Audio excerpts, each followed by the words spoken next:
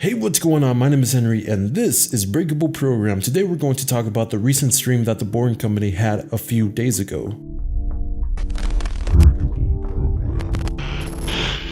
If you've never heard of the Boring Company, it's probably because it's very localized to the cities of Los Angeles, Hawthorne, Chicago, and Maryland. And if you have heard of the Boring Company, it's probably because of their semi-recent funding scheme to actually start construction of their projects. If you're curious about how they got some of their funding, they sold flamethrowers. The Boring Company is a privately funded tunneling company whose goal is to solve the problem of soul-destroying traffic, and the way they plan to do that is by building a network of tunnels underneath large cities to help mitigate congestion on surface level. Hearing that, you may be thinking that they're basically making subways, but the major difference between this and subways is the amount of stations that the proposed tunneling system called loops would have, and also the size of each station, claiming that they could be as small as a single parking space. They like to refer to it as personalized mass transit, with each loop car holding a maximum capacity of 16 people or one personal vehicle, and every single ride within the loops would be an express ride, which means that you wouldn't be stopping at any other station before getting to your destination. Everything about this seems great, but there are a few major issues that the Boring Company has to tackle. In the US, we don't really have much research and development for tunneling, so solving these problems could be easier than we think, it's just that no one is taking a look at them. One of the major issues is the actual tunneling process. The fastest tunnel boring machine, or TBM, digs through at a speed of 0.003 miles per hour. During the stream, they put that into context, saying that the average snail runs 100 times slower than an average human walking speed, and TBMs run 10 times slower than the snail does. So one of their goals is to get a machine running at least faster than the snail does. One way they intend to speed up the process is by figuring out a way to dig and add reinforcement at the same time, since they say the actual tunneling process is a shorter process than adding reinforcements. So if they could do that simultaneously, it could essentially triple their speed. Another issue they have is the cost of tunneling. It costs about $1 to $5 million in order to build a highway a mile long. To build a tunnel that same length is almost 200 times that. And 15 to 20% of the cost of tunneling is the removal of dirt or muck that is made while tunneling, and they plan to repurpose the same material they are tunneling out as reinforcement for the tunnel. The Boring Company says that through their research they haven't found a project that has ever done this before, and even though it seems like something obvious, it would actually help reduce costs by that 15 to 20% mentioned earlier. As well as using the material they gained from the tunneling process for reinforcement, they are also thinking about using the same material to make bricks, saying word for word, we can sort of sell the bricks for 10 cents a brick or something like that, and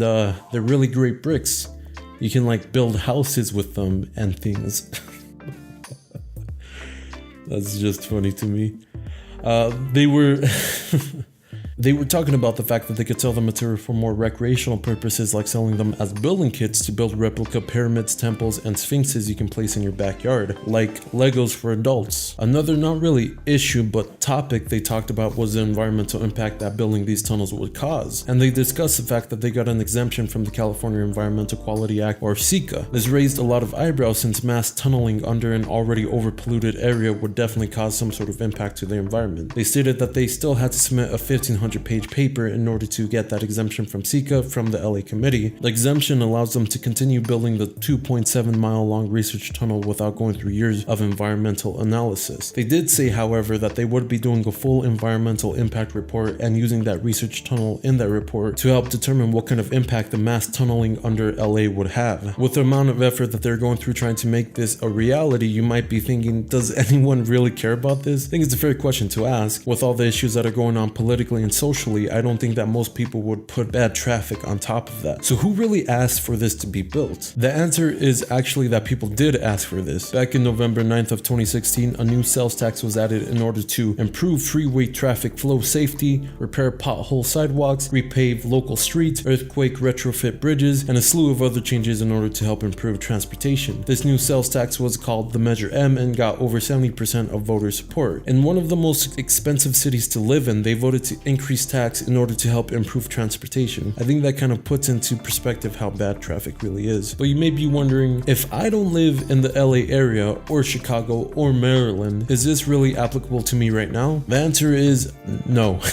You're not going to see any kind of change in transportation anytime soon, but that doesn't mean that it won't eventually be coming to your area. They're using LA as a testing ground in order to prove that this can be done, and if they can do this in one of the most populated cities with some of the most dense utility piping found underneath underneath ground, they can pretty much do this anywhere, and it would probably be even easier to implement in different cities. That is what the Boring Company is and what they are trying to do. There's a lot of people doubting that this will become the future of transportation, with even Elon Musk saying that the loop system would only be there to mitigate, not to replace current transportation. But I still think it's a more feasible solution than just adding more lanes on a highway. I do have my doubts on how easy this would be to implement and how quickly we would be able to roll out the system, but I think it's worth a try, and there's a really great video on why just adding more lanes to a highway wouldn't work. I'll leave that in the description below, as well as all the other resources I used to make this video. And if you like this video, smash that like button and subscribe if you want to see more gaming and tech news.